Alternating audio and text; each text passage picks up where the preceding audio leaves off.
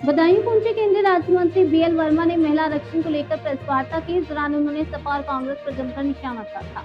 उन्होंने कहा कि ये पार्टियां महिला विरोधी हैं और सिर्फ अपने परिवार की महिलाओं को आगे बढ़ाना चाहती हैं। बीएल वर्मा ने प्रियंका गांधी के बयान पर भी सवाल उठाते हुए कहा कि वे महिला आरक्षण बिल को लेकर गलत जानकारी दे रही हैं। वहीं अखिलेश यादव के बयान पर प्रतिक्रिया देते हुए उन्होंने कहा कि कन्नौज को गोरखपुर बनाने की बात सिर्फ बयानबाजी है।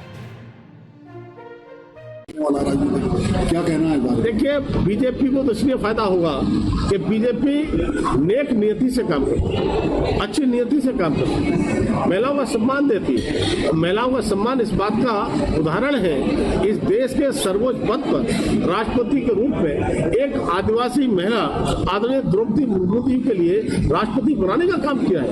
भाजपा केवल कहती नहीं है, जो कहती है उसे करके दिखाती है। लेकिन मैं कहूँगा, इनको अपनी परिवार की महिलाओं के अलावा और महिला नेता नहीं बनाना चाहते, वो सम्मान नहीं देना चाहते, तो मैं कहूँगा इस देश की महिलाएं इनको ठीक से जवाब देने का काम करेंगी। उस समय तो मोदी जी ने कहा था कि हम इसका श्रेय विपक्ष को दे दें, हम इसका श्रेय को 2/3 बहुमत, हमारे पास बहुमत नहीं है, इसलिए आपके बिना नहीं हो सकता, और हम इसका समर्थन सदन में खड़े होकर कहते हैं कि आपके लिए श्रेय मिलेगा। और यहाँ तक कहा हम विज्ञापन छाप करके भी दिलवा देंगे, इसका समर्थन विपक्ष को जाए।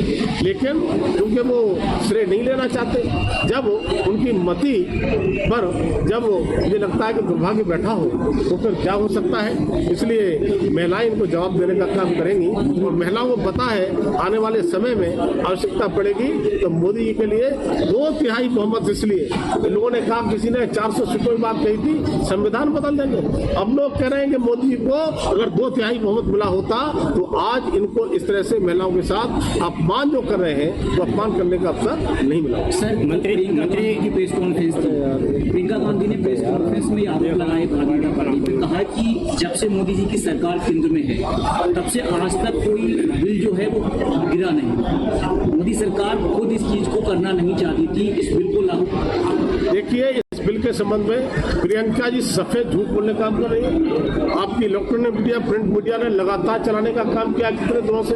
जब डेट तय हो रही थी कि आप 29 के बाद कर लीजिए, तमिलनाडु का चुनाव है, चुनाव प्रभावित हो जाएगा, पश्चिम बंगाल का चुनाव है, आप याद करिए। लेकिन इनका मनसा था किसी कीमत पर हम इसको बात नहीं होने देंगे। प्रियंका जी से मैं कहना चाहूंगा, अरे आप तो एक महिला थी, माने मोदी ने तो आत्मा की आवाज पर कहा था, और महिलाओं का दर्द था तो आप तो खुलकर के सामने आती। लेकिन प्रियंका जी आप भी सामने आने वाली नहीं है। तो मालूम है कि मेरे अलावा दूसरी कोई महिला आ न जाए। अगर महिलाओं का आरक्षण हो जाएगा तो प्रियंका जी आपके साथ कंप्लीटर महिलाएं आप खड़ी हो जाएंगी, कांग्रेस में भी। इसलिए महिलाओं को आगे बढ़ने से कैसे रोका जाए, ये सिर्फ प्रियंका जी ने भी इस काम को कृत्य किया है, तो प्रियंका जी को भी माफ नहीं किया जा सकता। अरे माने अमित शाह जी ने तो प्रियंका जी की तारीफ की थी। जब राहुल जी उल्टा सीधा नाप शनाप बोलते हैं, उन्होंने कहा राहुल जी आप कांग्रेस के सीनियर नेता है, उसको सीख लो बोलना, और उनसे ना सीखो तो बड़ी बहन प्रियंका से सीख लो। अरे प्रियंका जी आपका तो मोदी जी भी सम्मान करते हैं, लेकिन आपके मन में अपनी जो आदि आबादी महिलाएं हैं इनके लिए दर्द नहीं हुआ, संवेदनशीलता आपकी कहाँ चली गई थी। अगर प्रियंका जी खड़े होकर कहती कि मैं तैयार हूँ, हमारी महिलाएं कांग्रेस तैयार है, तो मैं उनका स्वागत करता हूँ।